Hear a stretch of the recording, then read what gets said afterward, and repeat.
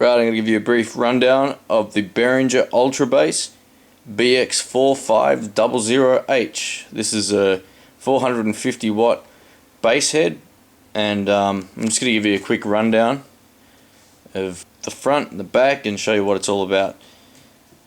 So on the left, over here, we have a VU meter, which pretty much monitors your input gain, which is here.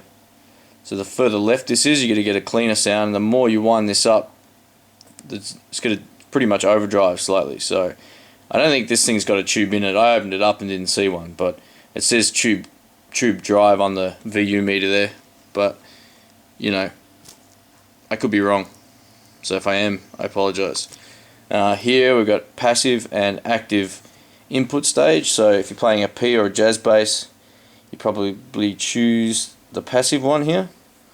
If you're playing active pickups, obviously you'd go into there. So yeah, you got a foot switch that comes with it. This also selects your octave feature and something else. I can't really remember, to be honest. It's been a while. I don't think I've actually ever used the foot switch. I just set this thing up and it works. So we've got the gain, as I said, ultra bass, which is here, and that is foot switchable. So if you want that octave effect, you can just, you know, use your foot pedal and bang, it's on. You got a deep function for more bottom end, basic sort of EQ strip here, bass, mids, treble, and these basically tailor the settings for each of the treble and the mids here. So that's your mids selection, and then you can, you know, you can find the hertz setting you want to put it on, and then bang. So that's pretty cool. And then shape kind of contours the sound slightly. It's like a mid sort of vibe. It's sort of, yeah, it's, you got to hear it. I might do a video on the whole deal.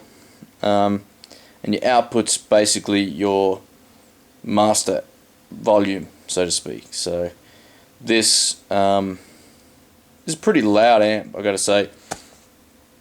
And you got your line out, DI out, which is actually quite good. I think, you know, while it's not the quietest, so to speak, amp, the DI out actually sounds pretty good. I've used this a few times in live recordings for other people, and the output's not bad. I gotta say, it's alright. And I'm pretty fussy when it comes to sound. Although I'm not a bass player, this was something I needed at the time, and you know, I noodle around a bit, but this is, you know, as much as I wanted to spend on a bass amp at that time. So you got a send, which can go to your tuner or whatever, and a return. So that's the front panel.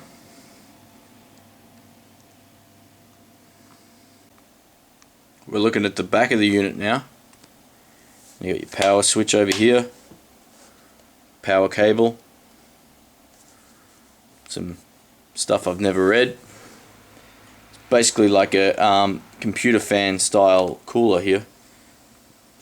It blows air out of the unit, which is pretty cool. There's a massive transformer on the inside of this thing too, so it's probably there to keep that cool. Now this is the good part about this. You got parallel speaker outputs, as well as these ones here, which the name has eluded me right now. But yeah, so you've got this is a high quality connection, but I just used these here, and you can also link these to speaker boxes. I have the 15-inch speaker box from Behringer with the horn, and I just run one out of these. And now if you run two, it changes the ohmage as well. So you can run you know, like a 410 box or a 210 box or another 15, whatever you want to run. You can run basically two big speaker cabs off this thing, and it will power it fine. Whether or not it's actually 450 watts output power is another thing, but to my knowledge, you know, it's pretty loud sort of head, and it would probably sound better through, you know, a better speaker box than the Behringer ones.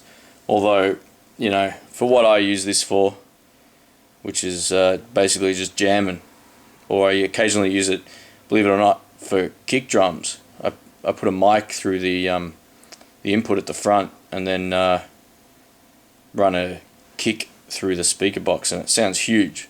So yeah, there's a couple of things I use this for, mainly just jamming, and I also use it for that. Now if you notice the top, it's covered in like a furry covered. Now the case is pretty good. It has sustained a few dings which you can feel under the cloth. It's that sort of classic speaker cover cloth, you know. It's maybe not as high quality as some of the other cloths, but then again, I've never had any issues with that either. It's always been pretty good, and they've padded the corners with hard plastic, which is actually quite good. And on this side, you get a carry handle, and yeah, it's worked great since I've had it. Only problem I did have with this was the inputs. Let's try to do this here. Alright, one of these broke. Basically someone stood on the cable and this whole thing just broke. I had to open this up within the first few days of owning it, and then basically solder a new one in. And since I've done that, I've learnt to tie cables around the handle, so if anyone stands on your lead, it's not going to break. I don't know if that's just a quality thing with Behringer, or whether, you know, some of these plastic sort of insert ones here are crap. But yeah, overall this is a good unit, and I hope you find this helpful.